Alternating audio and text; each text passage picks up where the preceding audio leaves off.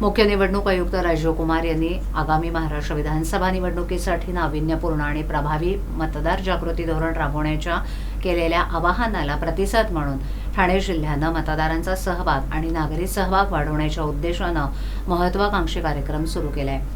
या स्वीप कार्यक्रमांतर्गत गुरुवारी 14 नोव्हेंबर रोजी ठाणे महापालिका मुख्यालयात मतदानाचा हक्क बजावण्याची सामूहिक शपथ घेण्यात आली। अतिरिक्त आयुक्त प्रशांत रोडे यांनी पालिका कर्मचारी आणि उपस्थित नागरिकांना शपथ दिली।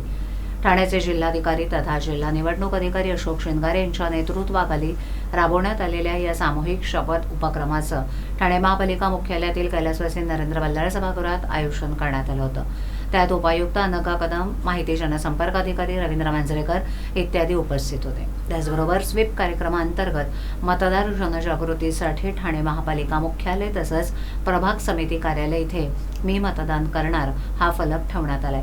त्यावर स्वाक्षरी करून नागरिकांनी मतदानाबद्दलची ग्वाही द्यावी अशी या फलकामागची संकल्पना आहे।